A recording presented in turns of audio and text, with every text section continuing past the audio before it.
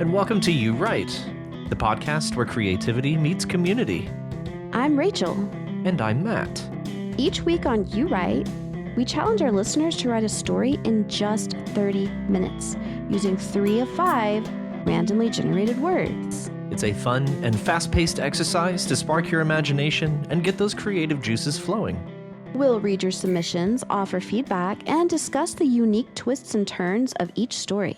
Whether you're an aspiring author or just love a good tale, You Write is your place to explore the endless possibilities of storytelling. So, grab a jackhammer and a fresh slab of concrete. Get comfy, and let's dive into this week's stories. And remember, the only limit is your imagination and 30 minutes. So let's see what you got. Yes. Yes. How you doing? Oh my goodness. Well, a little bit, slightly tad, would I say stressed? No, just a lot of things to do. Very busy, but very excited because my fence got finished today. Nice. You have some privacy from your crazy neighbor. That's right. And it's wonderful. It's amazing. It's tall. They cannot see into our backyard anymore. Or, well, they can still yell over the fence, but it'll be harder to be heard. Yeah. Yeah. Yeah. Yeah. You showed us pictures and it looks nice. Yeah. You did a great job. It's really nice. Yeah. So I'm super excited about that. Super improvement for the quality of being in your backyard. Oh, hell yes. Yeah. Like huge. What about you? What's up with you? Oh, just busy. With work? With work, yeah. It feels like during the kitchen remodel, work was kind of piling up in the background, just little by slowly. And so I'm just trying to check as many things off of my to-do list at work as possible. But I've also been doing a lot with 3D printing here recently.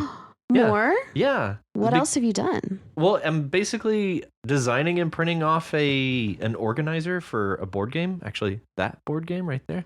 Because it's brand new. Twisted Cryptids? Yeah, and nothing really exists for it yet. So I was like, I'll make my own. That is so cool. It's been very interesting. So wow, that sounds like fun. It is kind of fun. And it's a 3D printer at work, right? Yeah, it's one of my coworkers. He just brought it up there. He was really frustrated with it. He couldn't get it to work the way that he wants. So I just kind of took it upon myself to try it. And everything that I've tried has worked. So yeah, that's amazing. Yeah. And exciting, and I would like to try my hand. I really would.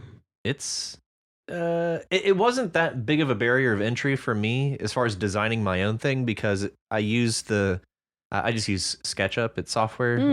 I used it to design like our potting table. So like those designs that I showed you were out of SketchUp. So I'm familiar with how to use it in such a way that I could go ahead and start making files that I could print out. So that's awesome. It's pretty rad. Very cool. Yeah, it's very cool. I've been having a lot of fun with that. But basically, while I'm at work, just doing my stuff, I always have something over there printing. So that's so fun. Yeah, it has been fun. Yay for creating things. Yeah. And speaking of creating things, did you see all of the stories that were submitted? Yes, I did.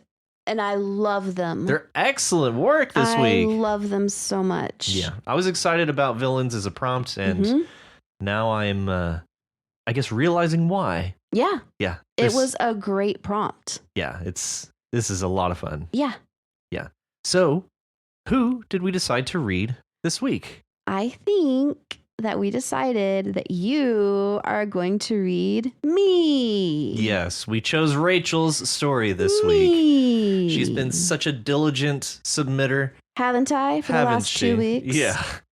Yes. But yeah, the only other stories of ours that were read on the podcast was literally the pilot. So wow. I figure it's time we circle back. It is time. Yeah. Yeah. So without further ado, this is Rachel's untitled story. Yusuf's entire body hummed in anticipation, a hum that reached a fever pitch when he heard the heavy footfalls of his captors approaching. Today's the day, you lucky bastard. Luck. Yes, if laboring as a slave and subsisting on a diet of day-old gruel and overly ripe turnips is luck, Lady Fortune has been fucking my lucky ass for 25 years. He responded with a grin, his spirits too high to reflect on that dreary aspect of his existence.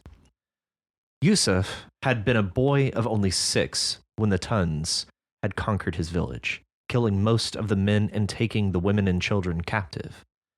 Most of the women were given to the Tun men in marriage, while the children were enslaved and sold to different masters based on their perceived abilities.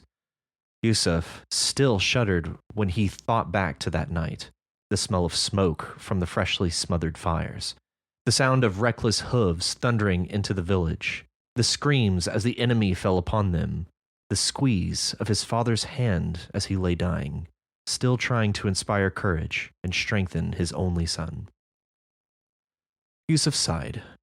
That was a long time ago, and most had become well assimilated since then. He didn't hate his captors, but he knew he would never truly be one of them. He had been waiting a long time for this day, the day that he could finally buy his freedom. He opened his pouch and inhaled deeply, savoring the scent of leather mingled with birchwood smoke, somehow still fresh after all these years. It was his most cherished possession, a gift from his father on his 6th birthday. He took the letter signed by his most recent master attesting to his time served and the completion of his payment. As he lightly touched the brilliant red waxy seal delicately imprinted with the symbol of the Tun, an unexpected sense of gratitude filled his heart. He thanked the fates not only for finally reaching this point, but for the entire journey that brought him here.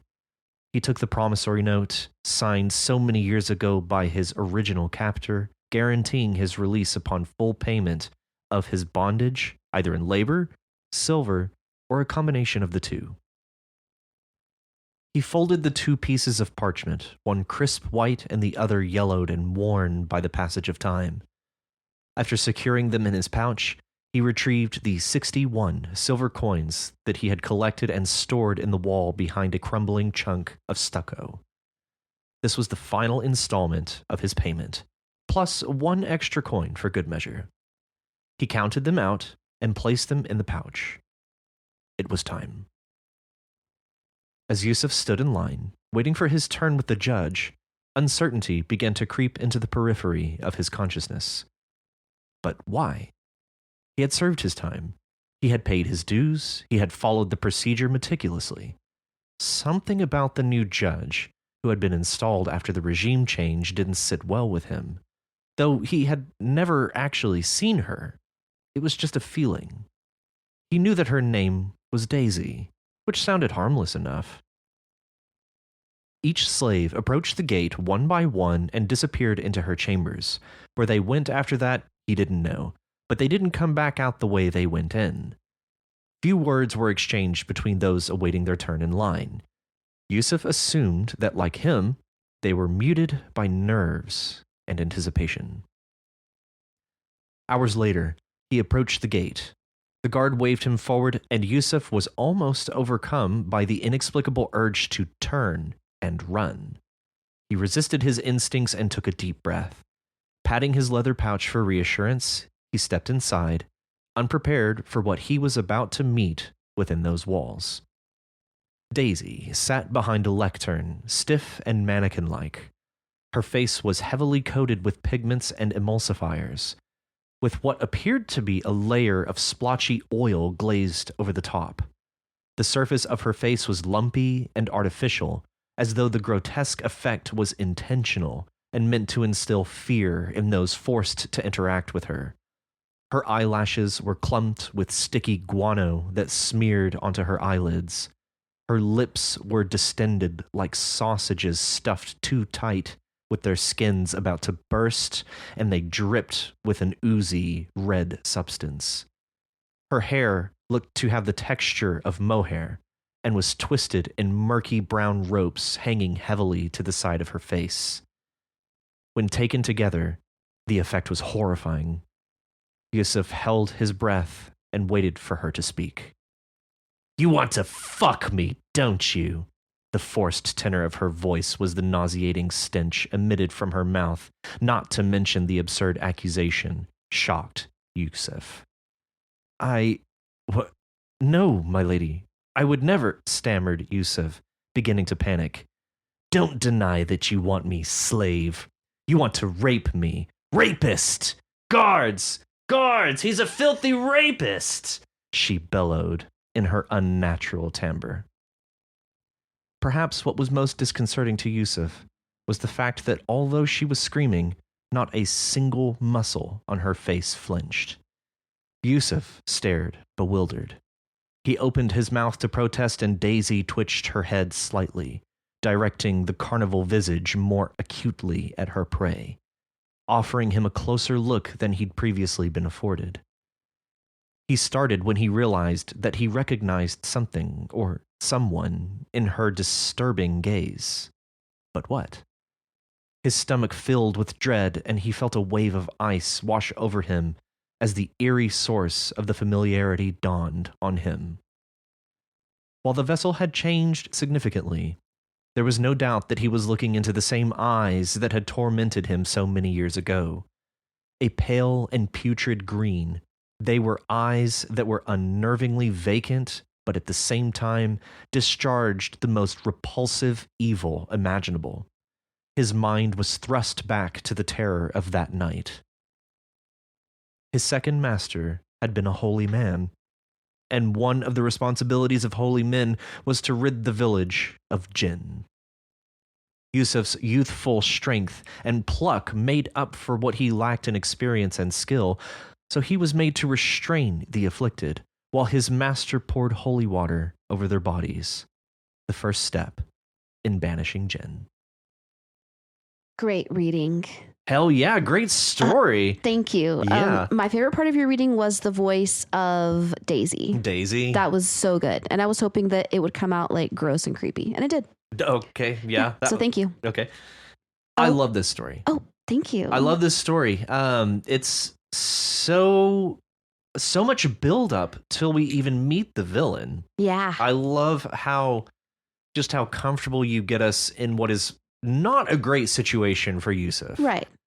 But it's also it's manageable. Yeah, it's a very important moment, obviously, Yeah. for Yusuf. Yeah. And so there's been 25 years of build up to this day for this guy, and then to be put in front of this what sounds like an old enemy. Yeah. Mm-hmm. Yep. To go all that time and then to have to confront that same monstrosity Yes. again. Oh my God. Yeah. Very, very compelling read. Thank you. I really liked the build up to the moment that we meet the jinn. That makes me really happy to hear the word compelling, because that is the main thing that I want, is for it to like kind of like hook the reader and like, you know. Oh, it's like, definitely it's a very sticky beginning. Like it really kind of draws you into it. Yay. It's a very accessible beginning. So it doesn't feel like there's a real high cost of entry to your story. Right. If that makes sense. That does make sense, actually. Like it's a very... It's like easy to just jump right into. Yeah. I guess for myself, it was a very compatible story. Yeah. Like I can just really dive into it right away and feel right at home very quickly. Yay. So that's wonderful. Yeah. Mad props. Thank you so much. So obviously this is an unfinished story. And now that I'm like looking at it right now, I'm like, I should have left out the last paragraph, because that would be a perfect like to be continued. His mind was thrust back to the terror of that night. Just leave it there. Yeah. You know, until next time.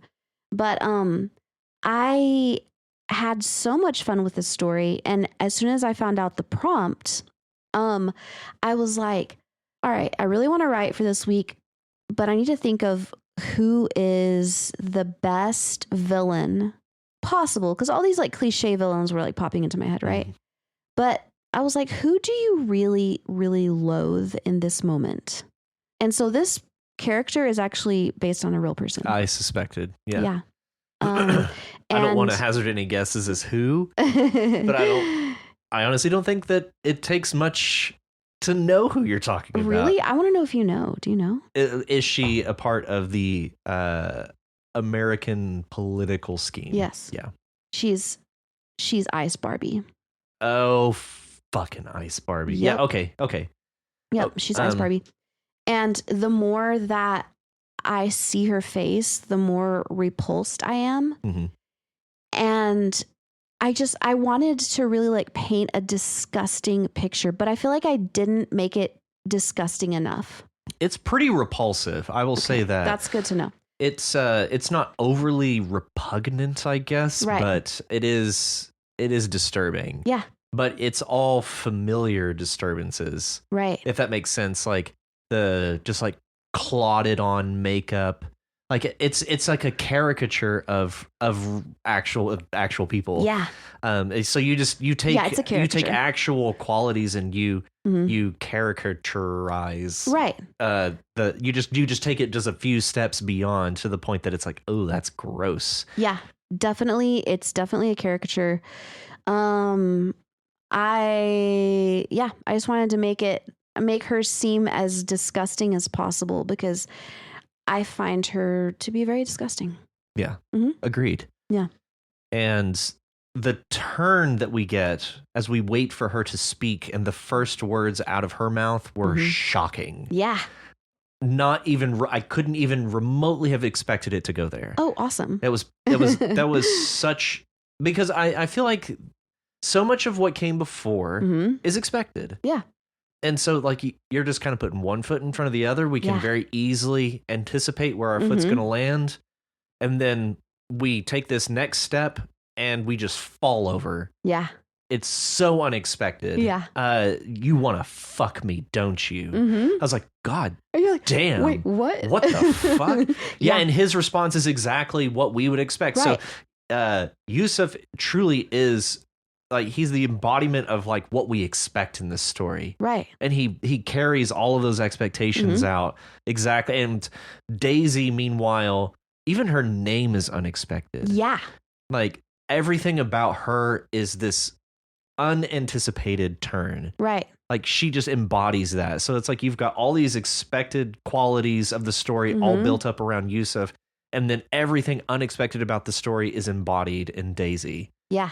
So it's kind of this, it's sort of this masterclass in like what readers expect versus what they do not expect and how they can play off of each other. Yeah. So I mean, I really love that. Thank you. That's cool. Like I definitely like wasn't like intentionally doing that, but I'm so glad that it came off that way. Yeah. But because to me, you know, like it's just also obvious in my head. I'm like, yeah, obviously she's gonna say, "You want to fuck me, don't you?" Like, because this actual person, I think, thinks that everybody wants to fuck her. Prop. But she's gross. She's actually a monster. And it's also the idea of calling others rapists, you know? Yeah. Like all you people ever think about is sex and rape. You filthy, filthy animals, you know? Yeah, it is genuinely fucked up. Yeah. And again, I can't stress enough how much what she says shocked me. Like even after this caricature of a description of what we kind of expect somebody, I imagine like way too much makeup, way too much Botox, and it's all just too much. Yeah. There's just too much of everything. It's this just every dial turned up to 11. Yeah.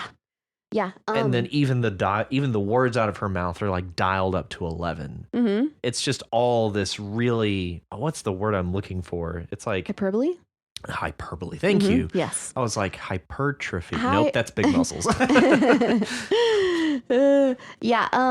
And I actually wanted to get straight to the villain, but I reminded myself of what I tell other writers sometimes, which is don't rush to the point that you want to get to. Yep. Because that shows in the writing and it just like looks like a hastily thrown together stuff. It just seems very contrived in order to get to the point that you want to get to. Yeah. So you actually have to like take your time and set it up, you know? Yeah. It requires so much setup. Yes. To pull off a turn. Exactly. Because you have to create a direction. Yeah. In order to turn. Right. Exactly. Yeah. So I ended up spending way more time than I wanted to on the setup, but actually I'm glad that I did. I know that I should have done that. I'm glad you did too. That really shows, it really helps the story tremendously. Thank you. And I'd like to give a shout out to a rando on Roast Me on Reddit. Because I read this one, I just was really into Roast Me like a few months ago. And this one girl put her picture up there and she's like, roast me. And this one guy was like, if I saw you, if you were my barista at a Starbucks, then I would not even be able to look directly at your carnival visage. And I would just be looking down, like fumbling with my money the whole time because I would be so nervous to gaze at your carnival visage. And I thought that was so hilarious. And I was like, I have to put that in somewhere. Yeah. So that's where carnival visage came from. Well, and I don't even think, just based off of the description that you give us, it's like a carnival. It is a carnival. Yeah, it's visage. like a clown face. Yeah. Like it's all makeup and just gross. And you even to say stiff and mannequin like. Yes. Yeah, carnival visage. Yes. Yeah, that really, really comes through. Yeah. Oh man, I love that. Yeah, thank you. There's some very clever turns of phrase on Roast Me, I gotta say. Oh yeah. People, man. People are hilarious. I love that shit. If you need some clever ways to describe people, you could do far worse than some of the descriptions on Roast Me. Yeah. Or if you just need a good laugh. Also, yes. Yeah. It's just, it's so good. Yeah. It's so good. And it's really funny because after I wrote it, I was reading through it and I was like, this is not intentional. I feel like Walker at least is maybe thinking that I did this intentionally. But I was like, oh my God, it seems like that one scene in the Bible with Joseph, whenever the Egyptian queen tries to bone him and he's like, no. And then she accuses him of rape. And then I was like, oh my God. And his name is Yusuf. Yeah. But that was not intentional at all. Like not even a little bit. Like the whole time I put the name Yusuf because that's the name of one of my new students. It's a great name. It is. Yeah. And I wanted it to be kind of like in a vague setting, like a vaguely kind of medieval, kind of maybe in the Middle East type of setting. And then I reread it and I was like, wow. Oh shit, it is that story. It is got elements of that story for sure. Yeah. But that was definitely not on purpose because I really just wanted him to encounter Daisy. Yeah. It comes across as kind of folkloric. I'll say that. It has some very classic elements to it. Yeah. There's some tropes in there for sure. Yeah, certainly some tropes, but I think that really kind of goes back to what I was saying. Like you have all these expected outcomes and all these unexpected outcomes. Yeah. So all the expected parts, I would say, are the kind of folklory parts of it, but Daisy is so unique. Yeah. So unique. And that's what we were setting up for. The Pump being villains. He was a very, very unique villain. So, yeah. Yeah. My main goal was like, I wanted people to be grossed out and want to throw up by the description of Daisy. Not only by her appearance, but also by her. I feel like a lot of guys can relate to this, like being accused of sexual misconduct, you know, even whenever they're not guilty. Yeah, where there was none. Yeah. Right. And stuff like that. So I really wanted to like get some outrage, some vomit, you know, things like that. Yeah. Yeah. You pulled it off. I was you. outraged Good. at Daisy. Thank you. So one thing that we do not get is what is to happen to Yusuf following this. All we get is, like you mentioned, we get the last paragraph, which kind of is more backstory. Yes. But all we know is that he's in a bad spot after 25 years of imprisonment, never got a chance to present his case, was just accused of something out of pocket and just, okay. Yeah. But now we know that Daisy is a djinn, which is, that's going to be interesting. That's going to be very interesting. Yep. At least she's inhabited by a djinn. Okay. Let's say she's a djinn. Okay. Jean, yeah. Jean. But okay. yeah. So I honestly, that came from the fact that whenever I first started gazing upon Ice Barbie's carnival visage, I was like, oh my God, does anybody else see this? She looks exactly like Linda Blair from Exorcist. Oh, dip. Yeah, like when she's possessed. Uh-huh. Like that is her face. It's all like swollen and the eyes are like little and beady, Uh-huh. and her face is like kind of disfigured. And I'm By like, choice. by choice. Yeah. By choice. Horrifying. And I'm like, she is that. Like, and I even Googled it. I was like, Linda Blair exorcist, Ice Barbie, and I didn't see anybody else. I was like, this is so obvious. How is nobody else commenting on this? Maybe I need to just start a Reddit thread. Yeah, and it all just starts here on the podcast. So now, yes, I can totally see where you're coming from. Yeah. Mm-hmm. Thanks for your story, Rachel. Thank you for choosing it and reading it. Yes, quite. Yay. It was lovely. Yay. All right, and up next we have Measuring Moments, Mapping Madness. Oh, yes. A comparative analysis of chronometer hysteria in early modern townships. Mm-hmm. Or would you say chronometer or chronometer? I would say chronometer. I think that British people would say chronometer. Like a speedometer? Yeah. Yeah. Some dumb shit. So what'd you think of this rather long entry this week? Oh, yes. My initial impression was that it was very immaculately written. Mm-hmm. Like very just, I don't want to say sterile, but very predictable, very perfect. Oh, it was almost like a person who's had a lot of plastic surgery, but not to the extent of Ice Barbie, but has kind of perfected all those like elements of their body to look a little bit too good. You know what I'm saying? Okay. I feel like it was very overly neatly packaged. But charming at the same time. Okay. Mm-hmm. So my first impressions of this story were that it is very off from Walker's usual style. Oh, absolutely. So very different. This struck me as a very different style. Mm-hmm. That being said, I enjoyed the story. Mm-hmm. Like it's telling a very interesting story. We get a lot of history. Mm-hmm. We get a lot of information, and I do also I appreciate the name of our character here, Alexander Graham O'Rhythm. Yes, that's good. So yeah, that's a very clever name. Mm-hmm. And considering that he's a clockmaker, essentially, yeah, it's a great name. So the main things that I took away from this on my first read is that there is a lot of detail. Mm-hmm. There is a ton of detail, and there's a ton of different types of detail. Mm-hmm. We get plot detail, Mm-hmm. we get descriptive detail, we get historical details, Mm-hmm. and it's all in a setting that feels very unique Mm-hmm. and very. I gotta find the name of have you ever read The Ones Who Walk Away from Omelas? Mm-mm. It reminds me of the setting of that story, and I'm gonna send it to you. It's an excellent short story. Okay. Absolutely wonderful short story. Nice. It reminded me of that setting. Mm-hmm.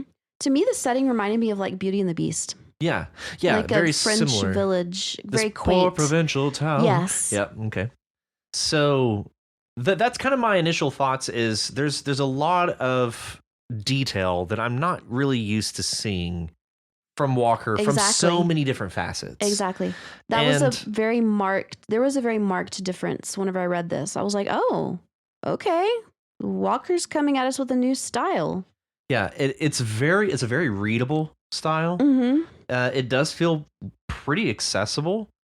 There's an underlying theme in here, and it's the distrust of tools. Mm-hmm. A very simple distrust of tools, and kind of the madness, I believe, if we'll use the title's description, associated with this distrust of modern tools, Mm-hmm. and how everyone in this story is going to become slaves of time, and they're all like everything is going to be pre-programmed for them from this day forward, and it's this hysteria that is very funny. Actually, I really thought that was hilarious to like put time there, because that's what's happened like throughout history, is that when there's new stuff, everyone like is very suspicious. Like when books came out, and everyone was like, that's the devil's playground, but now it's like one of the like virtues is reading a book. Yeah, absolutely. Yeah. And television had the same thing. Oh yeah. And types of music had the same thing. Anything new always comes with this stigma of evil. Yeah. It's true. It really is. It's true. And I think that's just that change is scary. And it is. This is kind of, you can kind of sum up one of the themes of this story is change is scary. But I think a deeper theme in here is this mistrust of tools. Yeah. And the tools that we use to shape our day. Right. To wit, we had a very brief exchange with Walker before the episode. Yes. Going over some things that he wanted to tell us about the story prior to us recording, but after we read it. So would you care to share? I will. Yes. So Walker revealed to us that this, in fact, was written by AI. Specifically ChatGPT. But he, coached it, of course, and was like, okay, now change this, now do this, now add this, or whatever. He coached it as one does with ChatGPT.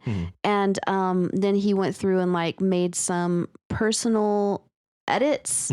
But that, when I read that he sent us earlier today, I was like, wow, that explains a lot, because I didn't immediately go there. No. Okay. I was just like, I immediately was like, this is a very different style from what Walker usually writes. Like there's nothing, like every loose end is tucked in, and it's just like a little bit too perfect. Yeah. That was my thought.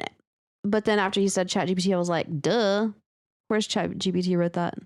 So I didn't assume, but I strongly suspected that this was written by AI. And I think I can circle around how I arrived at that. There are certain markers in AI written text that are pretty good indicators that AI wrote it, especially if, a number of these criteria are met.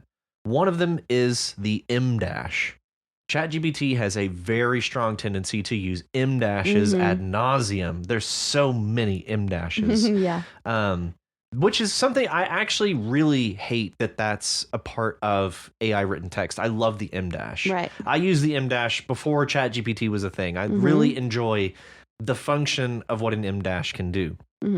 But apparently so does AI, and so it's just riddled with M dashes. Not that Walker's text is necessarily riddled with them, and the use of the M dash is still very effective. It's just a very clear marker that there is possibly AI at hand here. Yeah. Another is the paragraph length. It never really seems to extend beyond about 6 lines of text inside of a paragraph. And it's very consistent. That's a very digestible paragraph. And so it knows that and it uses that. And the only exception to that is typically dialogue, if there's an exchange of dialogue. Further, Walker has pretty effectively telegraphed his use of AI in the past through image generation and other things and through the discussions that we've had. But I do think that Walker has clued us into their willingness to lean on AI in certain applications. Right. And then lastly, the length of this text and how quickly it came in, coupled with the title of this story, really, really, really heavily implies AI. Yeah. So I still think I like this story despite AI having composed it. Even because I do see the theme that it's going for here. I'm still capable of enjoying this text. However, it feels a little disingenuous. It does. Yeah. Something that I noticed about it on my first read was like it seemed very parabolic. Yes. It seems more like a parable than a story. Yeah. And the way that everything is so like neatly polished, but it's like, to me, it was amusing and it was charming to read, but there was nothing in there that like hooked me that made me be like, oh, I want to read more of this. You know, like I'm like in the story. Mm-hmm. It was almost like I'm just like viewing something from the outside as opposed to being inside of it, you know? Yeah, you're right. Yeah, it's not a story that I inhabit. Mm-hmm. It's a story that I observe. Yeah. Yeah, exactly. Yeah. Mm-hmm. There are elements to this story that I think work on me. Mm-hmm. I don't think it needs to be so many words, though, to get there. One thing that this story does very effectively is it begins, it has a peak, and it ends. Like, this is a short story. Yeah. There is no continuation needed for this. This encapsulates all the themes and messages and all of the points that you needed to hit for this to be considered a short story. For sure. That's very true. It is rounded out. But something about that was too tidy for me. Because that's a very difficult thing to pull off in a 30 minutes and be inside of a week for somebody to just sit down and write and have all of these points just hit and land appropriately. So to that point, you can use tools to understand how to land on those points by seeing an example by, say, AI. And I think this is going to bring us around to a conversation that I wasn't anticipating having this early, and that is how can we use AI as writers to maybe make our lives easier? And I'll be honest, I use AI quite a bit at work to write documents that I don't have time to write. If I need to write an HR document or something, ChatGPT is as good or better as I am to spit this document out and have it done, rather than me have to just like worry over it. I think if you're having trouble structuring a story, I think AI can be a tool that you can lean on to help you structure something. I also think it's a good tool to offer up inspiration if you're having trouble, if you're not inspired by something. It can be a great means of inspiring you. I do not think it is meant to write the words for you, though. I just don't think that there's any replacement for the way we as people think about words and string our thoughts together. There definitely is not a replacement for that. Because I'm with you, it lacks personality. Yes, it lacks personality. It lacks imperfection. And imperfection. And that's what reels me in, is the weirdness, the imperfection. And even if you told ChatGPT write something weird, it would still be very neatly and tidily packaged, you know, and polished and shiny and gleaming. But yeah, there's no substitute for the fucked up human brain. Yeah, just the way that our synapses can fire to lead to this particular word choice in this moment, or like an odd spelling of something, or even a misspelling of something. Like, there's a distinct lack of personality to this story that Walker's story, all of Walker's other stories have Walker's stories have so much personality to them that this felt pretty sterile. Yeah. To use your word again. Yeah, exactly. It's an interesting anecdote, but it really does feel lean despite the word count. Yes. It's almost like when somebody, and it's like hard to think of a really correct, accurate way to describe it, but it's like, I was reading this interview with this famous person today at work, I guess. I don't know. And I don't usually do that, but I sometimes get very bored at work. I'm just like reading the news, and this interview came up, and I read it. And she said lots of words that sounded really good and were well, put together. But there wasn't really any content. Okay. She would say things and be like, yeah, it's a very, fine line between what we want to do and what we realize that we're doing. And that line is easily blurred by, outside forces and our own, placement of lines. And it's like, okay, you just said a lot of words that sounded good. Nothing. That did not mean anything. So it's like this lacked soul. Yeah. Yeah. Yeah, I can understand that. But it was super cute. I'm not gonna lie, it's cute. It really does have some charming qualities to it. There's a lot of charm to this story. Oh, yeah. And that's also, another...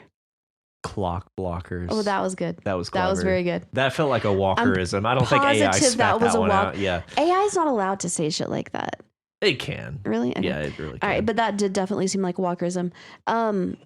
That's the thing, though, is sometimes whenever I first discovered ChatGPT, I would get it to write stories about, like, for example, kittens living in an enchanted forest. Yes. Yeah, I believe you. And it was so cute and so charming. It just tickled me to read these adorable stories that ChatGPT was writing. I know. And then yes. And then I would also use, I still do use it to write stories like that for my students with like fill in the blank or something. And just to force the adorableness on them. Yeah. But still, I mean, it is charming. And I feel like that's another aspect of AI. That's another characteristic of ChatGPT is that it writes very charming stuff. Yeah, it's limited to the ability to write something fucked up. I'll say that. So there are limits to what AI is capable of even producing. Mm-hmm. I do think it's an exceptional tool. And I think we would all be fools to not recognize it for what it is. You fool! I genuinely think that there will come a time that it's like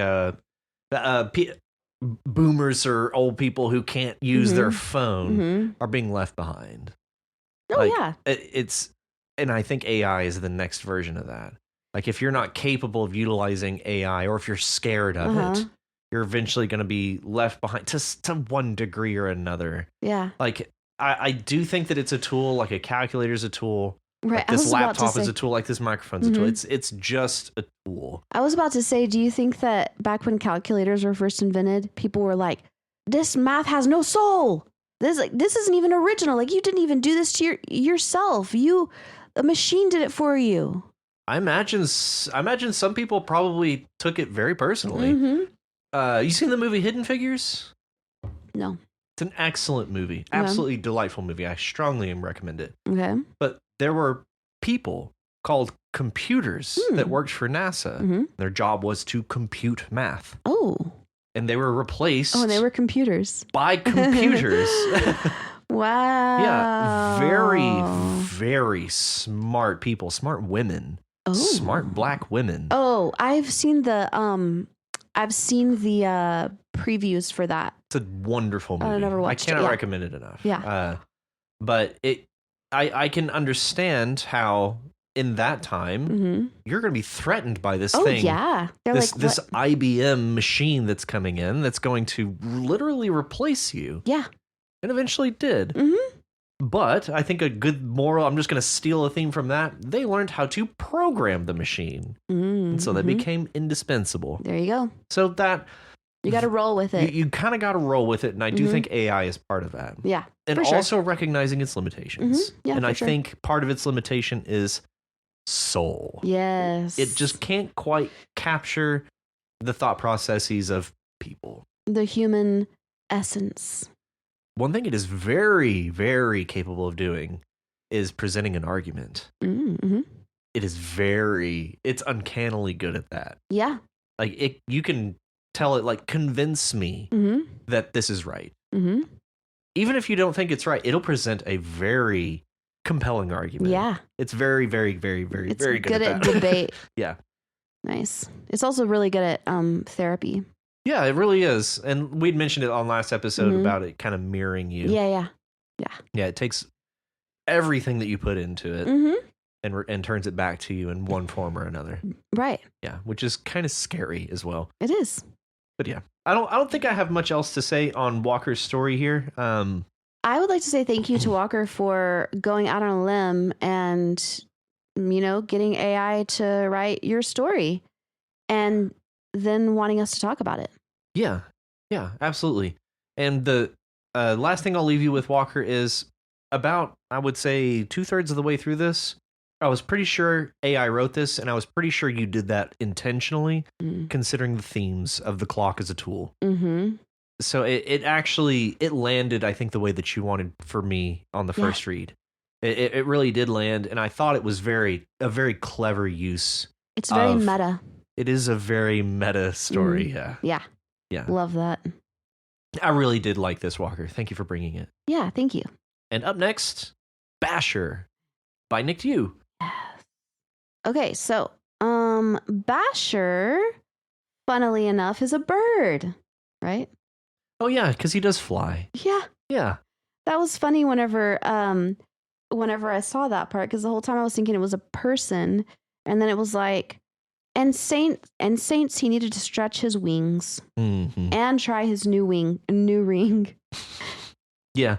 And then he took flight from perch to perch, and I was like, oh, he's a bird or something. Yeah. Yeah, definitely a bird.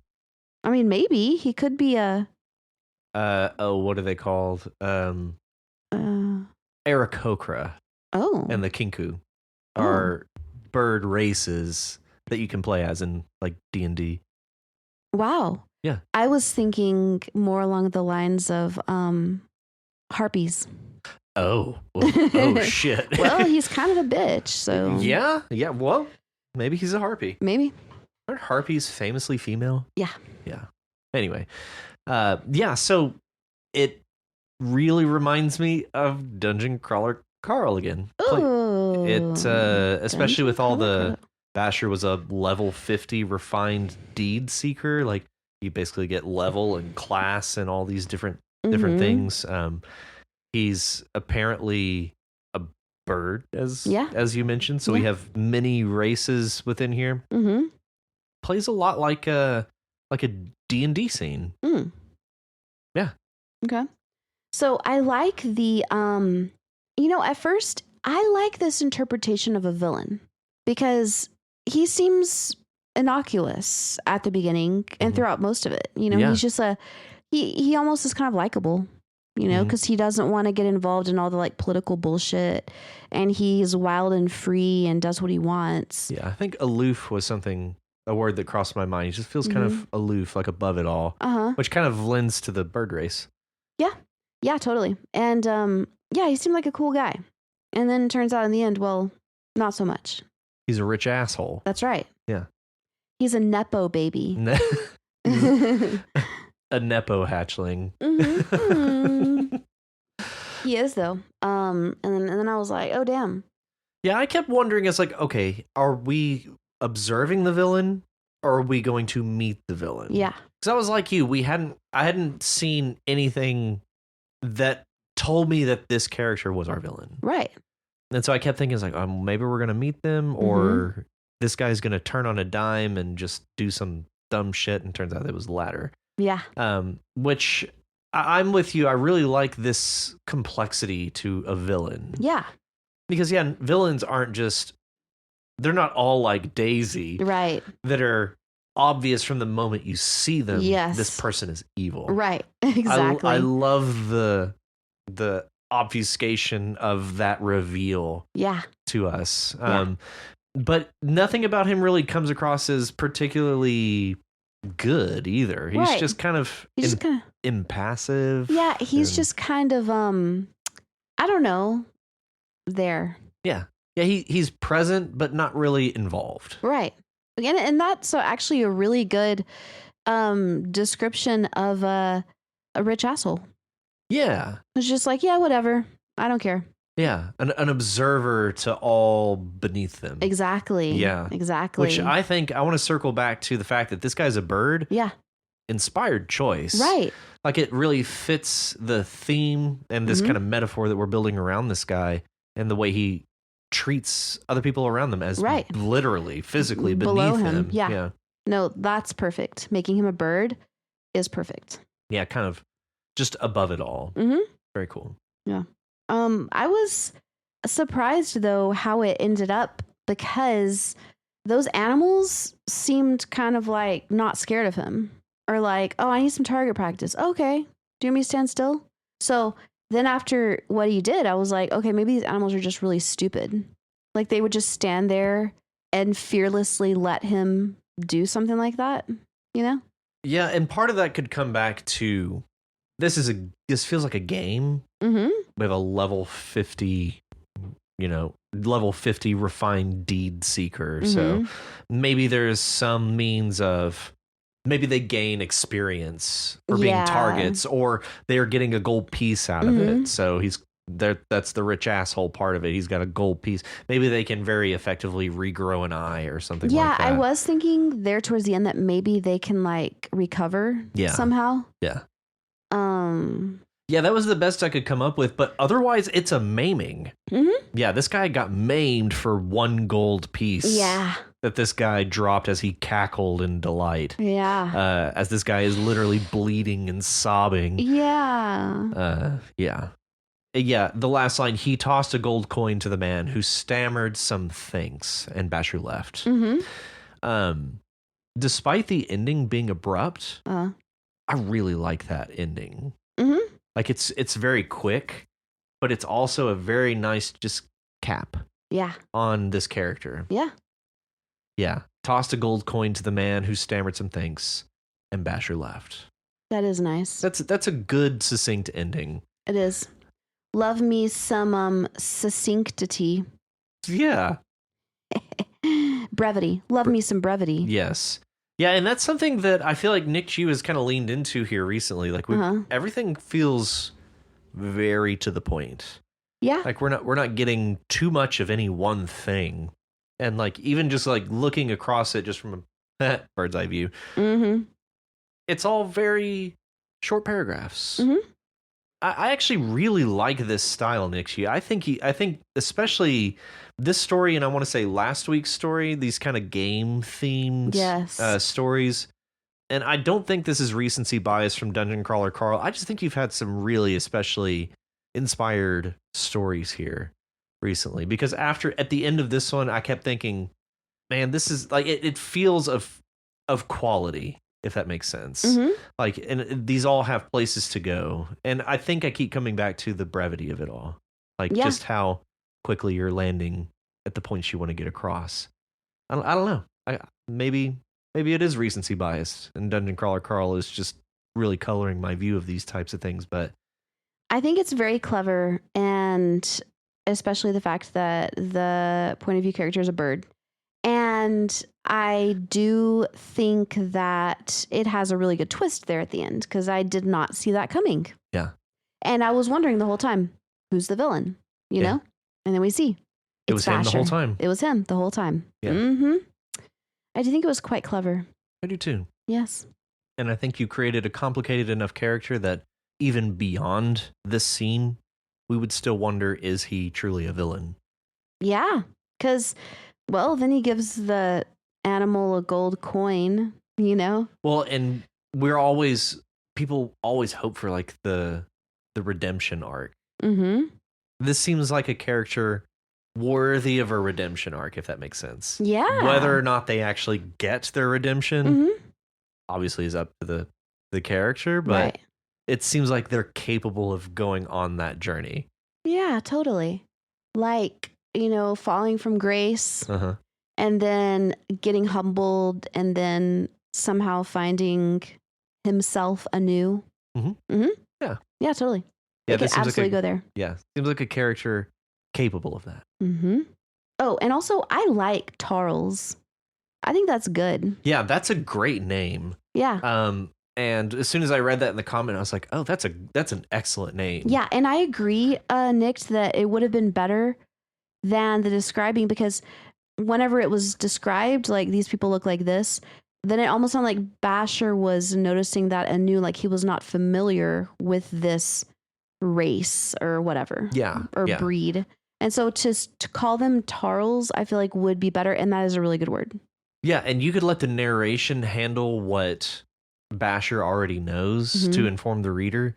Yeah, just be like, you could have Basher use Tarls in dialogue or something, and then in narration it kind of explain what they look like, I guess. Yeah, exactly.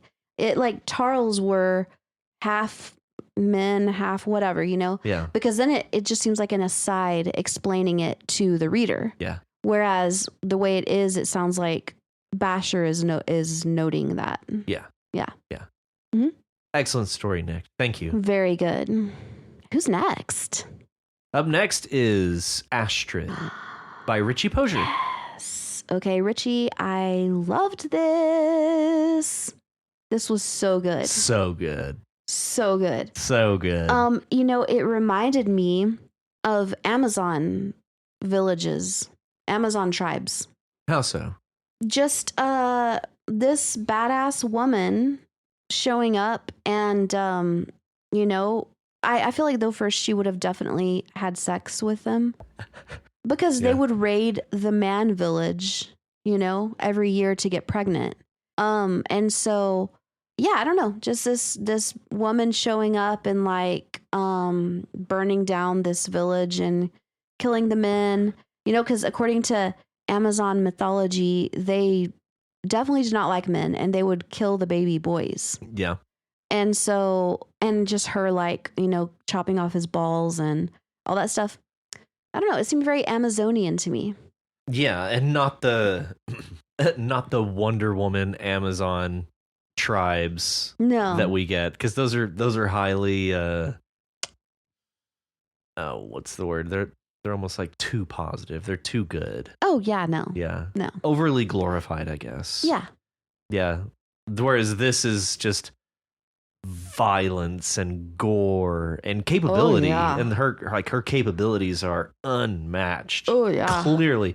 I mean, by the time I got to the third paragraph, I was like, they're all booked. Oh yeah. There is no way anybody's getting out of this. No. Yeah, and I was just halfway through. I was like, okay, they're all dead. Right. They're all gonna die. Right. And like James, I'm sorry to break this to you, but you're not gonna make it. Yeah, you and your little carving knife don't stand a chance, you're dog. You're not gonna make it. Yeah, as she held the scrotum in her left hand and her combat knife in the right. Oh, that's a brutal spot. That is that is so fucking brutal. And you know what was really gross? Ew. She squished it. Well, that, but even before that was like William gurgled through his collapsed windpipe in an attempt to scream. A wet slapping sound bounced around his vocal cords as he lost consciousness. That's an excellent description for that wet rattle. Ew. Yeah. Very that's really good. Very that's good. Really good. Yeah, I'm glad you called that out because that is an excellent description.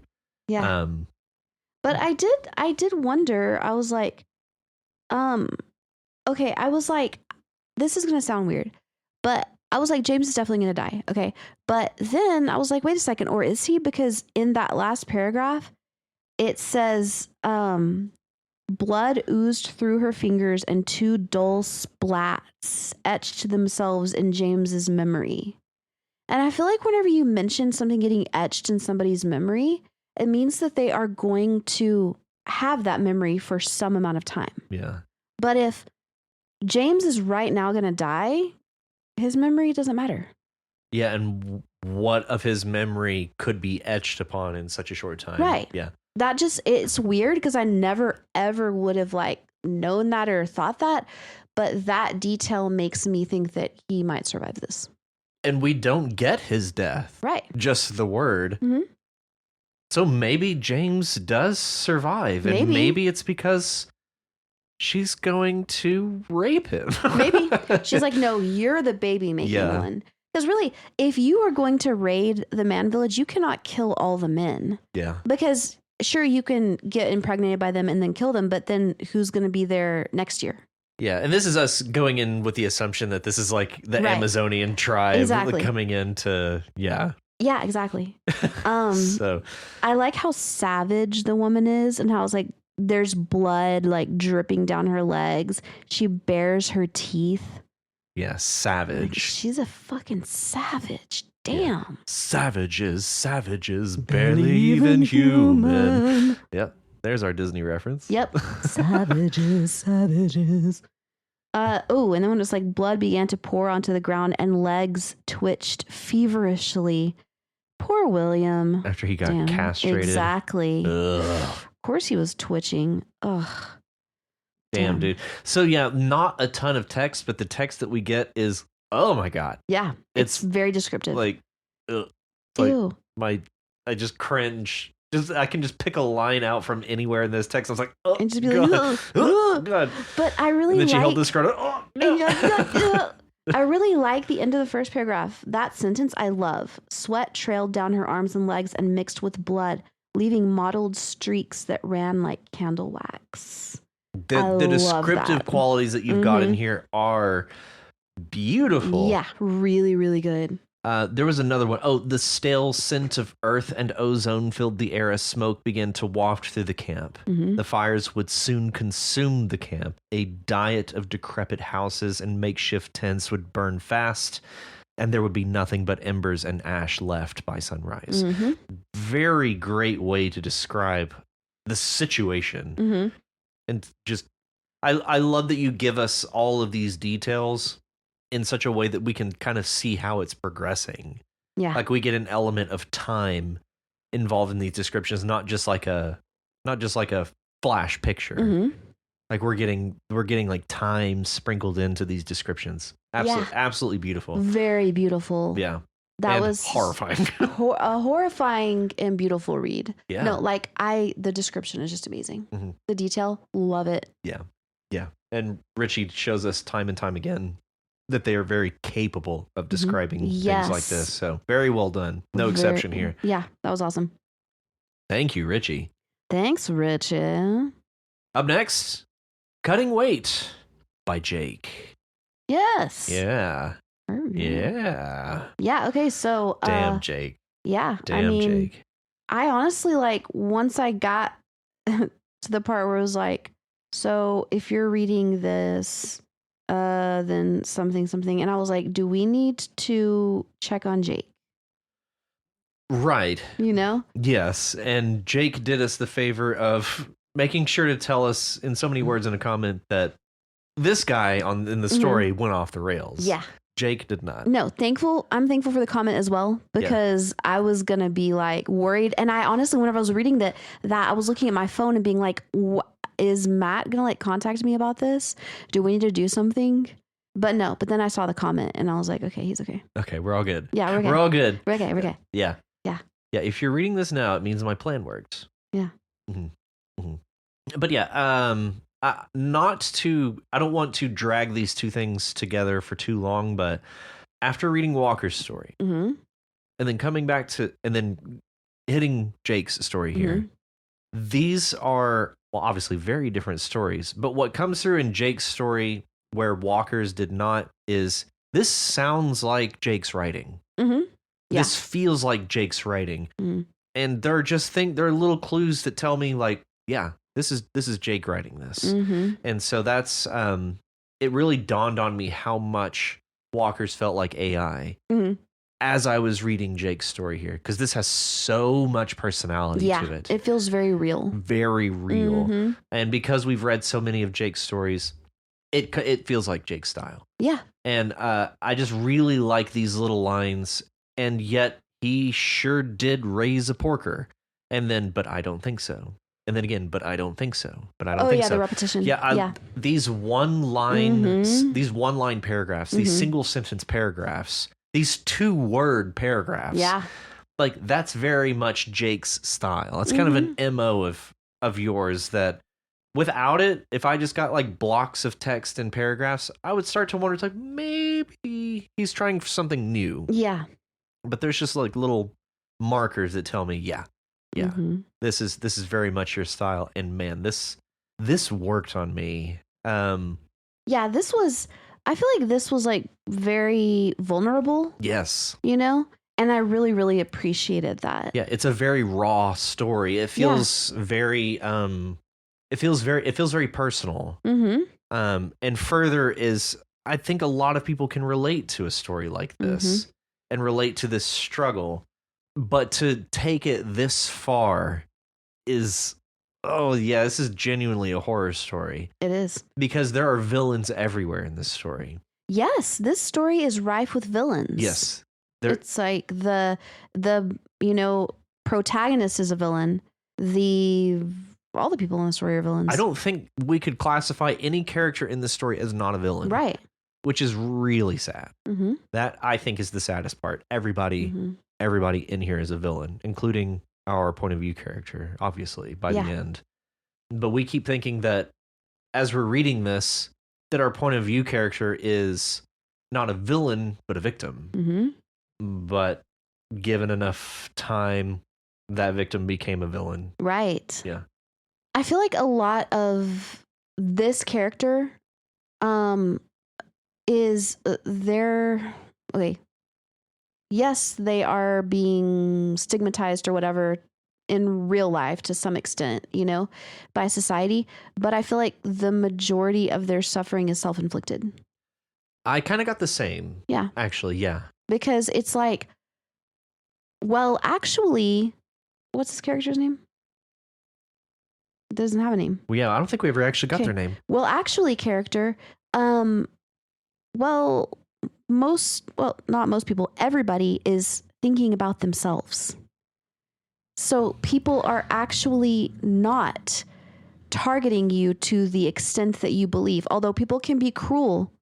And of course, they victimize people that they find unsuitable for whatever reason. Mm-hmm. But that's only to a certain extent because people are all thinking about themselves. Yeah. Yeah, I would entirely agree. Mm-hmm. They're always thinking about themselves, and they're also always thinking about their agenda. Mm-hmm. And if you don't meet their agenda, Mm-hmm.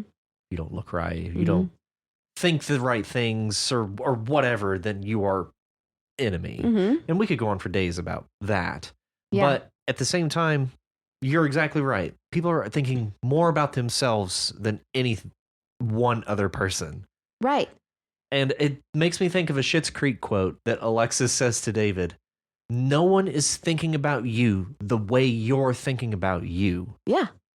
Yeah. And so there's this separation between the way we see ourselves and the way everyone else sees ourselves. And like they just never align. Yes. And maybe that is where Jake was going with this character. Maybe that was one of the points. Yeah.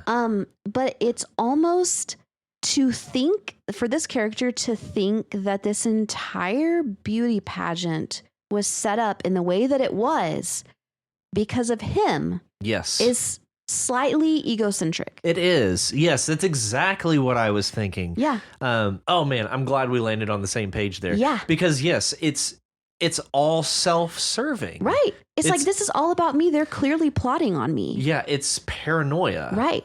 Yeah, but it's not necessarily self-inflicted paranoia.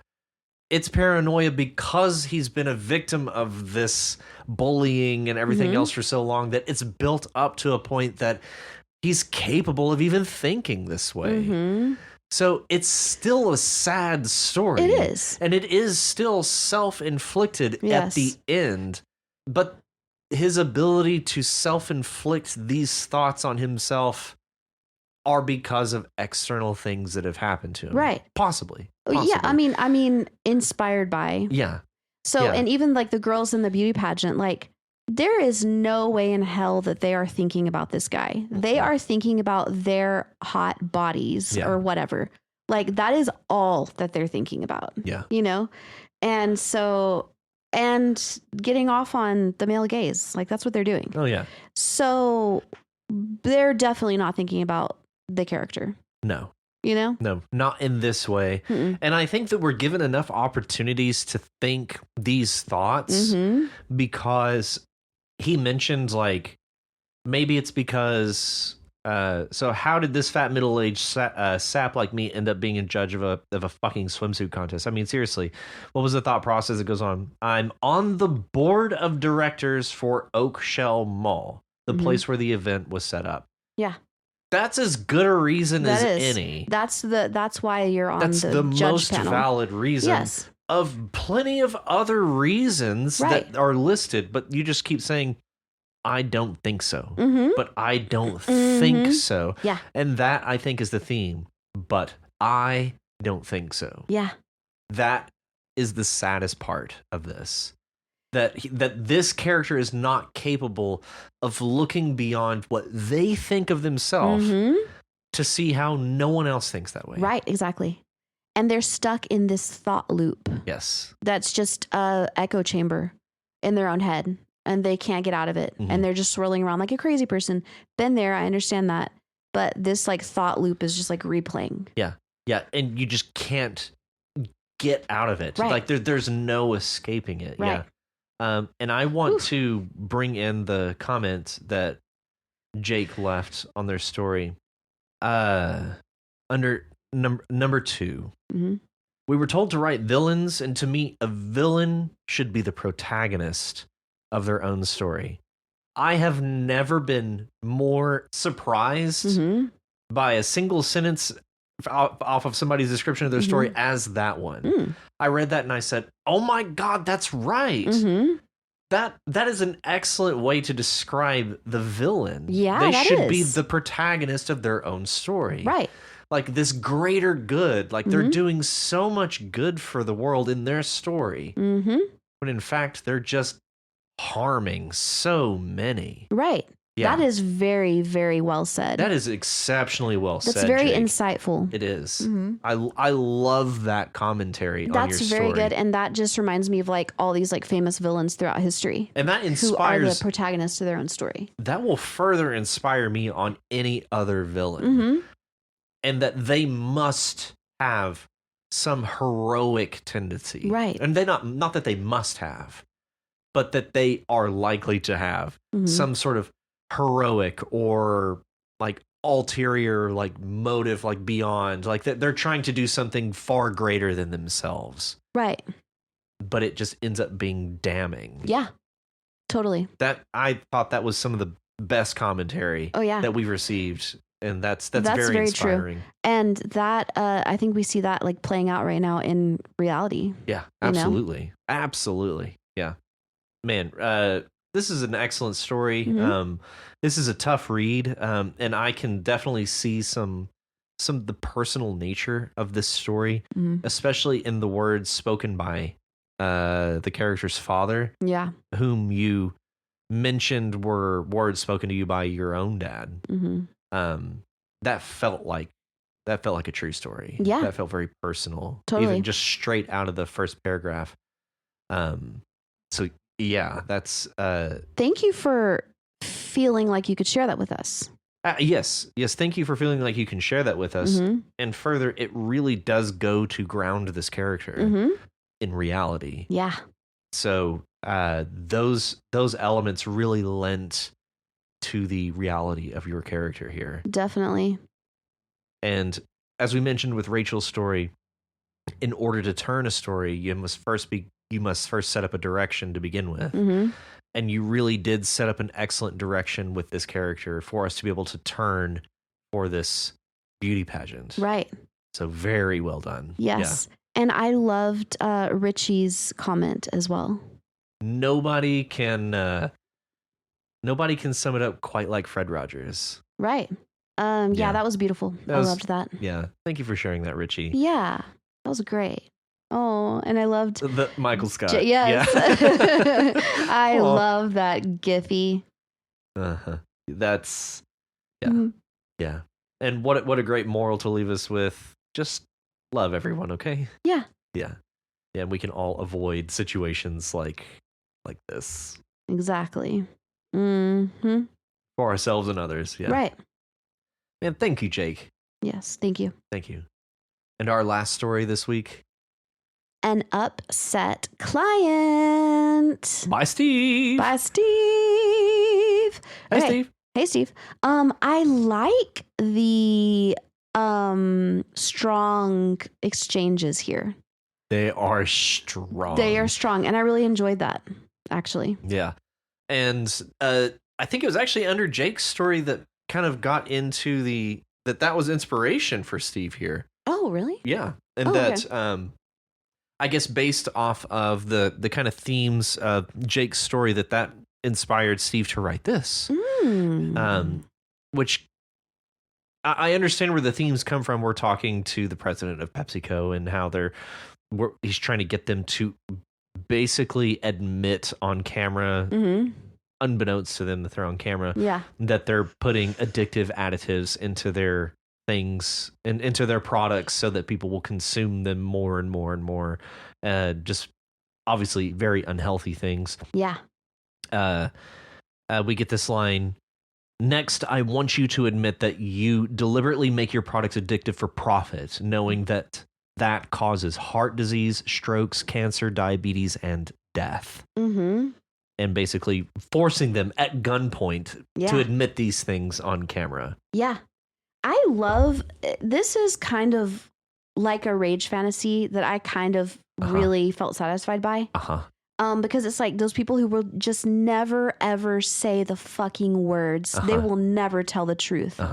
It's like holding a gun to their head and being like, if the next words out of your mouth aren't, yes, our additives are addictive, I will blow your fucking brains out all over your office.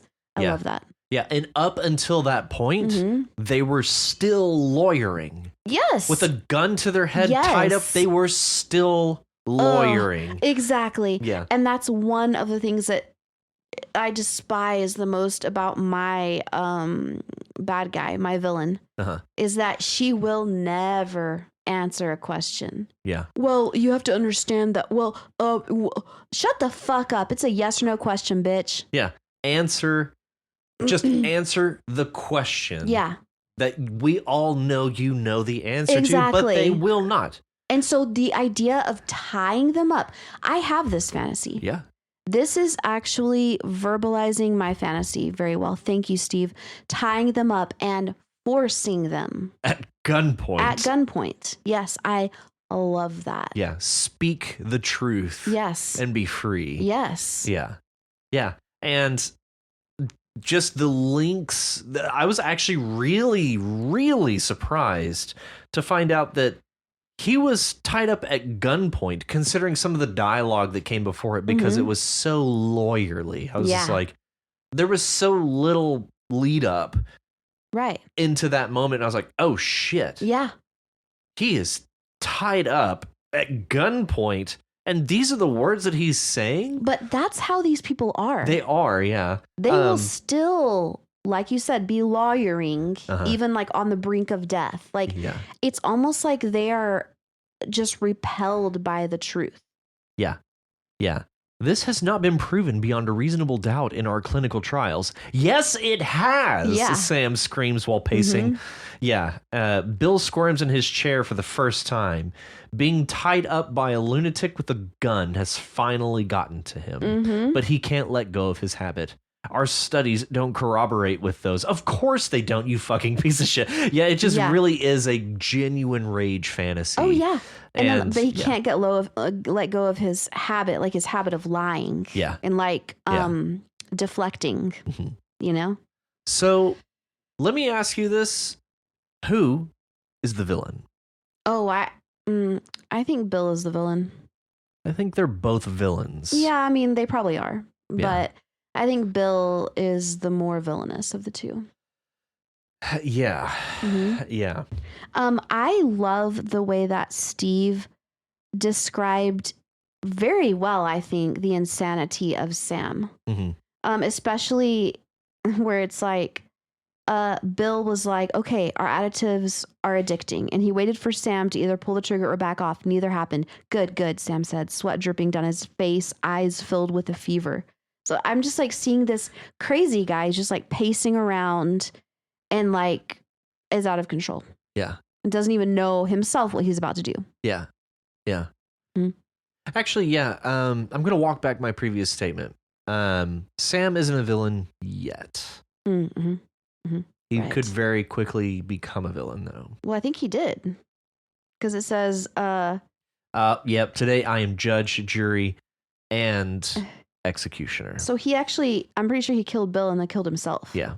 Because the reason that I thought he killed Bill was where it was like, he thinks, oh shit, that's not good. Then he thinks no more. Yeah, so he becomes a villain in the end. Yeah. Yeah. Yeah, what's that line from Dark Knight? You live long enough to see yourself become a villain. You could die a hero or live long enough. Yeah. Ooh, so that's good. But yeah, he basically died a hero right up until the last. But I do think that they're both villains in their own right. Yeah. They are. I mean, you know. In this day and age, though, it's kind of tough to know where to draw that line. It is. Considering how far a villainous person is capable of going without fighting villainy with villainy. Yeah. Yeah. And you know what? That just reminded me of that kid that shot that CEO. What's his name? Luigi Mangione? Yes. And people were like, hell yeah. Yeah. And I was watching this comedian and he was like, call me old fashioned, but I still think that shooting someone in the back of the head is wrong. And I was like, LOL, but yes, touche. Yeah, it's like, it is. Yeah, no matter how much you hate those insurance companies, we still, to maintain our humanity, have to say that that is not okay to do, to shoot somebody like that. Yeah. Yes, I will agree. Mm-hmm. Mm-hmm. There's actually in Stormlight Archives, The Way of Kings that you bounced off of, there's a character that eventually comes up that basically embodies this dilemma of how can you combat such evil without perpetrating it yourself. Yeah. I do think that in the case of extreme villains, almost the only way to properly dispose of their villainy is through villainy. Basically fighting fire with fire. Maybe. It's a very gray area. And I'm really glad that we have such examples of this week. Yeah. So many of the stories that we got this week have more than one villain. Yeah. So many of them are all villains. And it just really goes to show, where do you draw that line between who is the villain and who is the hero? Right. Because so much of dealing with villains is villainy. Is stepping into that pool yourself. Yeah. Yeah.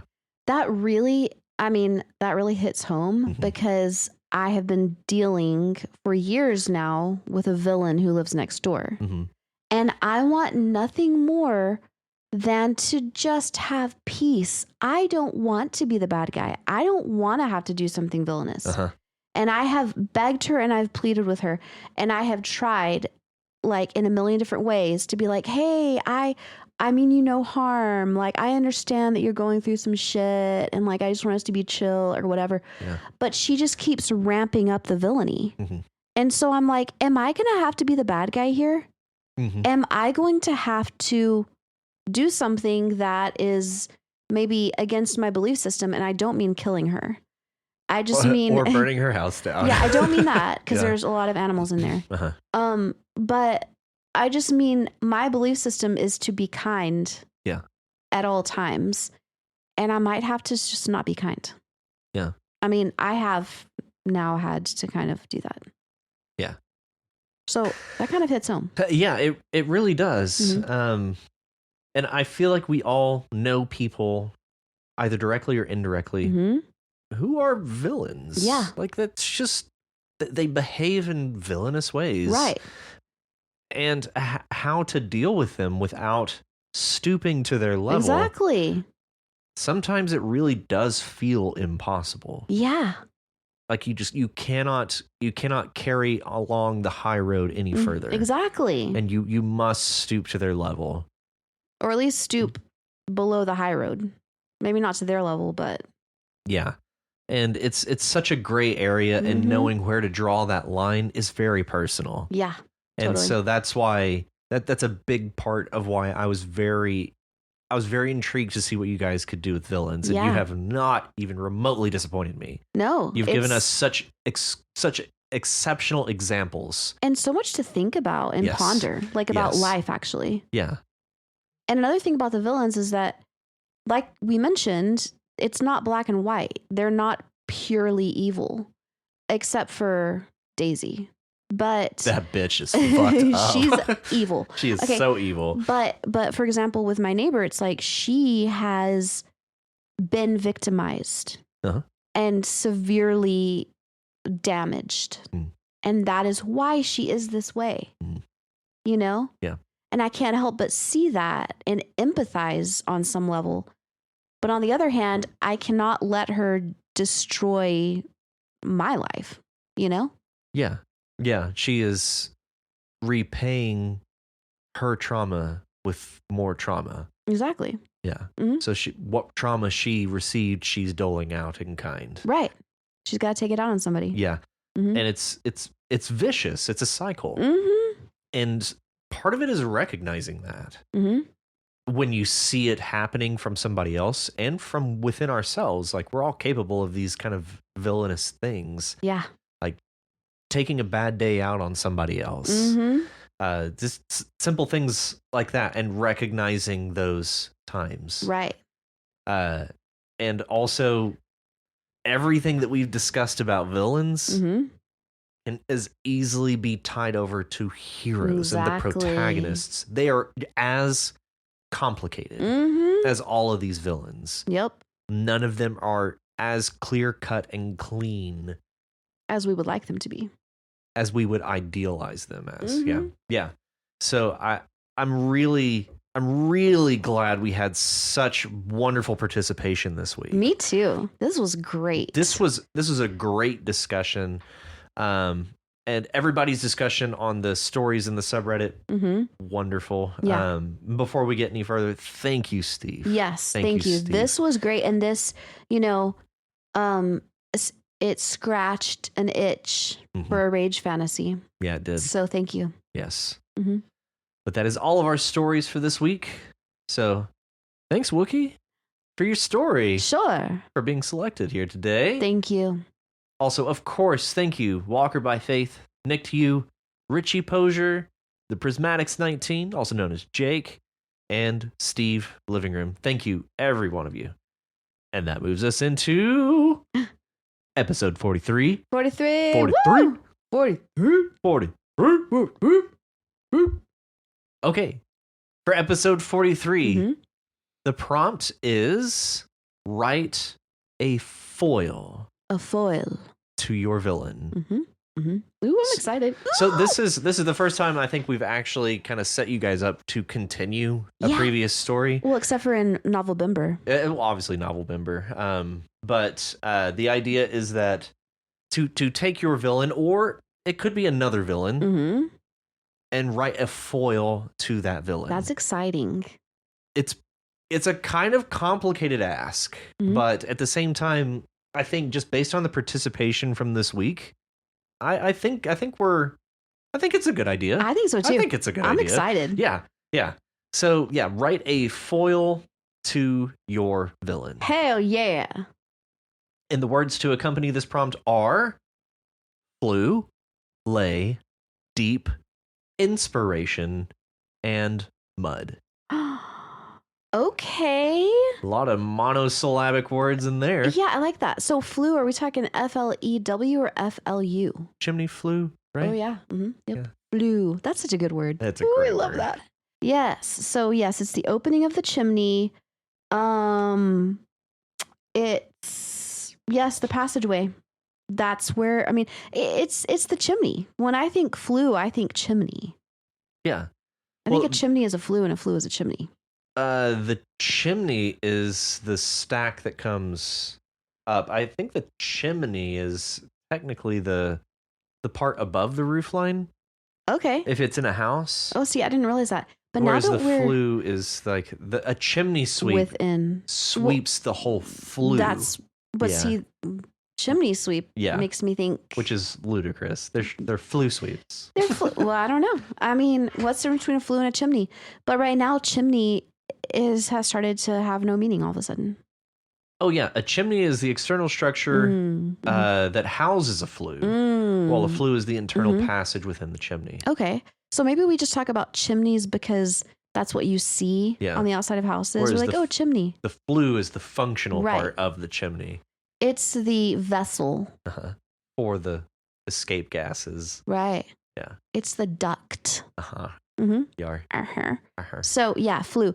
Okay, so flue, is a noun. It can also be an adjectival noun. Welcome to the flue station. No, like flue cleaner. Flue sweep. Yeah. Flue sweep. Yeah, the flue sweep. Hell yeah. Hell yeah. And the next word, lay. Lay. Wait, how's that spelled? Lay. Okay. Not like the The thing that you get around your neck when you go to Hawaii. Aloha. Aloha lei, yeah. Yeah, no, okay. All right, lei. Oh, this is a hard one, actually, because lei, you know, is often confused with lie. Huh? I think I'm going to lay down. Should be I'm going to lie down. But we use it wrongly to the extent that it's now not wrong. Mm-hmm. You know? Yeah, I would probably not recognize a lei incorrectly used in most. I say most. Like it could easily be misused, and I would never know. Mm-hmm. Yeah, it's one of those. It's just like okay. Yeah. Okay. All right. Yeah, it's one of those that you can misuse it. So lay, it can mean a lot of things though. Like lay, damn it. Because I think what it is, I think it's this. I think that lay has to be transitive and lie is intransitive. So that's why they're misused, because lie, it can't have a direct object. So for example, I'm going to lie something down. No, I am going to lie down, period. Yeah. Like it cannot be transitive.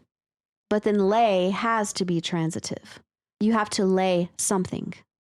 Yes. Yeah. Yes. Yeah. Like, I'm gonna have to take your word on basically all of this. That's true. It's true. It's like you can lay, let's say, lay your baby down in a crib. Uh-huh. You can do that. You can't lie your baby down, but you can lay your baby down. But you can lie down. Right. You can't lie your baby down. Right. Your baby can lie down. Right. But your baby can't lay itself down. It can. It would. It can lay itself down, but it can't lie itself down. There it is. Yeah. It's just that grammatically, it cannot have a direct object. Uh-huh. Okay. Lie. But we're talking about lay, which has to have a direct object. So lay cement, lay bricks, lay plumbing, Lay the scene. lay the scene. Yeah. Lay eggs. Uh-huh. Mm-hmm. Yeah. Lay a thing. Yeah. Yeah. Oh, and passively. Laying? Wait. Laid? Laid? Oh. I was like, what are you talking about? Yeah. And to get laid. I think we all know what that means. And our next word. Oh, wait, but I want to say one more thing about that. Okay. Which is that because, just a little grammatical point here, because lie is intransitive, it cannot be passive. Oh. Yeah. Yeah. I hadn't considered that. So I could say I lied down, or I'm going to lie down. I'm going to be lied down. No. Yeah. No. Fascinating. Mm-hmm. Yeah. Anyway. And our next word. Mm-hmm. Deep. Deep. Oh, deep. Right. Okay. Deep. Well, you know, I really find it interesting, an interesting note about the word deep, that in Spanish is profundo. And I love that because it's profound. Quite. Because in my native English speaking mind, profound and deep are the same but different. Yeah, synonymous, but deep has more of, it's like just depth. Yeah. Like physical depth. Right. And yeah, exactly. So deep. This is deep. This is profound. Deep. Deep is an adjective. It can also be a noun. Uh-huh. Into the deep. Into the deep. Rolling in the deep. Oh, Adele. Rolling in the deep.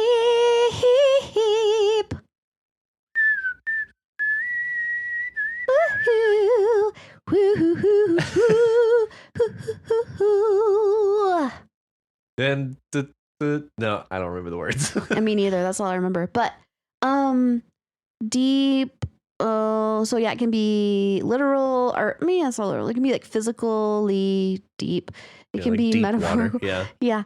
You know, it's really funny if you think about the difference in the words deep, long, and tall. Yeah. Because they all mean the same direction. Mm-hmm. They all mean vertical. Yeah. But you can't use them synonymously. Right. It reminds me, there's a a comic strip. They're on Instagram called Strange Planet. And it's just like aliens living day-to-day life, but they use like really strange ways to describe things. Yeah.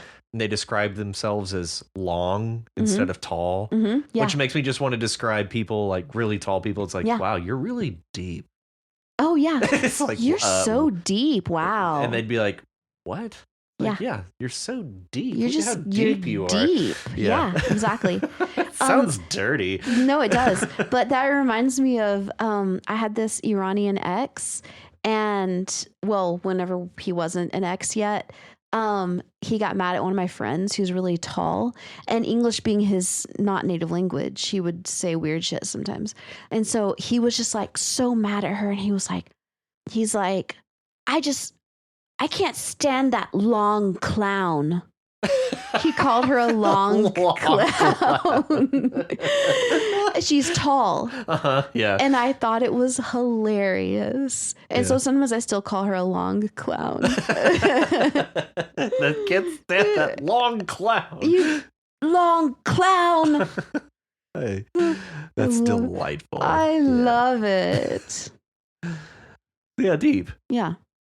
And our next word, inspiration. Inspiration. Ooh, I like this one. This is a good one. Ooh. Well, first of all, it's a noun. Second of all, it's inspiration. Am I right? It's inspiration. But third of all, inspiration station. There it is. Yeah. So it's also an adjectival noun. Also quite. Yeah. This is the inspiration center. So I really like this word because of what it means in Latin. What does it mean in Latin? Well, inspire means breathe in. Oh, no, I'd have never gotten there. Really? Yeah, no. Like respiration? Well, yeah, respiration, yes. Inspiration. Yeah, without the respire, I wouldn't have gotten there. Okay. Inspire, no, I wouldn't have gotten there. Spear part is breathe. Ah.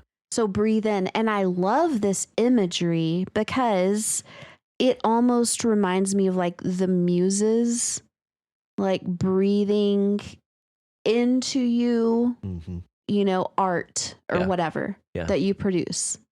Yeah. It's like if someone inspires you, you're literally saying that they are breathing into me some like energy or something like that. Yeah. Isn't that cool? That is cool. Yeah. Now, I hadn't realized that spear being I guess the root for like respiration. Yeah. Yeah. But it makes sense. That's lovely. Yeah. I love that. Yeah. Inspiration. Expiration. Breathe out. Ooh. Yep. That's deep. That is. That's profound. Let's Profundo. That's profundo. Let's just take a second to think about that. Okay. Welcome back. Welcome back. We're back, guys. And our final word, mud. Oh, mud. Okay, well, mud, well, it's a sludge. A wet, dirty sludge. Yeah. You know, it's mud is pretty innocuous in my opinion. It's just dirt and water. Yep. Earth and water. Yes. But it really has to do with the components, the makeup, the ratio of earth to water. Because if you get more water, then it's a puddle. Yeah. But if you get more dirt, then it's just soggy. Yeah, it's mud. Yeah. Huh. More dirt makes it mud. Yeah, but if you don't have enough water, then it's not. Yeah, there's a fine line between dirt and mud. It doesn't take much water to turn dirt into mud. Right, but you know, whenever it sprinkles on the dirt and it's not mud, it's just damp dirt. Yeah. Yeah. We need a word for that. We do. What is it? Damp earth? Dearth? Nope, that's a word. Oh, that's yeah, actually a word. Is, yeah, dearth, yeah. Darth? Vader? Yeah. Darth. Can we just call it Darth? Darth. Yeah. Damp earth, Darth. Yeah. The problem is they both start with D. I mean, earth doesn't. Damp dirt. Dart. No. It's also a word. Yeah. Darn. I forgot. Okay. It's even a slang word. Dart. How about darmp? Darp. Darmp. Derp. Dermp. Yes, dermp. That's it. Derp. Dermp. Wow, did you see all that dermp outside? It's not dirt. It's not mud. It's derp. It's dermpy outside. It's real derpy. It's so derpy. Yes, it's derpy outside. We nailed it. We got I there. love it so much. Yeah. Oh. Mud. Mud. Not much else. Mud room. It's an adjectival noun, and it's a noun. And there's copious amounts of types of mud. Oh yeah, for sure. We slung mud all over our ceiling before we textured it and painted it. Yeah. That was a type of mud. Totally. Yeah. Also, mud can be a verb. Yeah. Let's go muddin'. Muddin'. This is what people in That's a real the middle of nowhere do. Yeah. For fun, along with cow tipping. go muddin'. Mm-hmm. Hey, let's go muddin'. Muddin'. You been muddin'? What about derping? You been derping? It's You not been quite as derping, boy? it's not quite as dirty as muddin', but it's still derping. It's derping. Can you imagine just because there's like damp soil outside? You're like, let's go drive around in it. It's a very specific state. Like, it's not dry. Yeah. It's not wet. Right.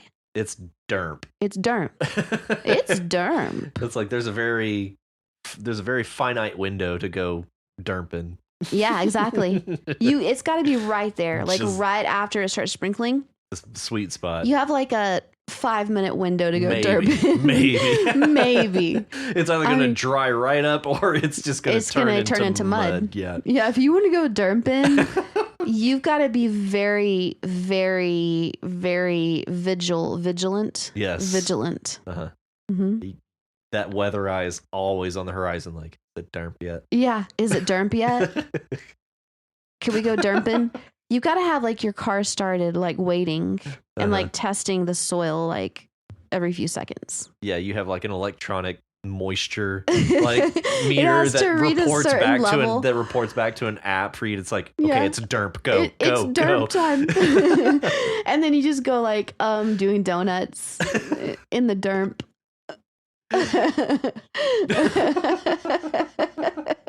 Like woo, woo. Yeah. Like shooting your gun. Yeah.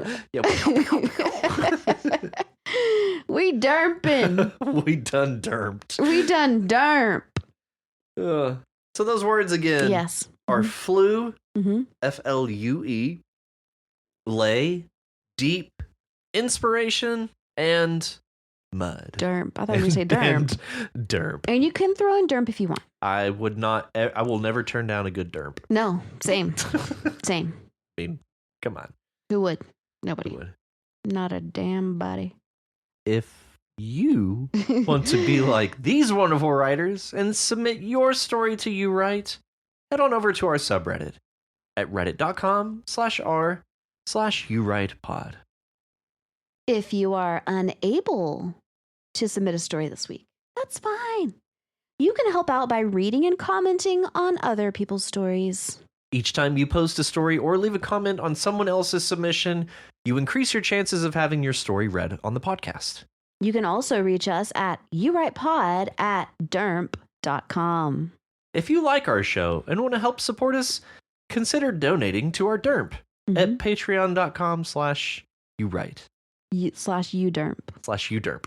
If you If you are unable to donate, that's fine. You can help us by sharing the podcast with other writers and non-writers alike. And if you haven't already, be sure to subscribe to our dermp so you know as soon as new dermps are available. Also, be sure to leave us a dermp and review in your podcatcher of choice. And remember, join us next week on You Derp. A podcast where you dermp. Hey. Hey.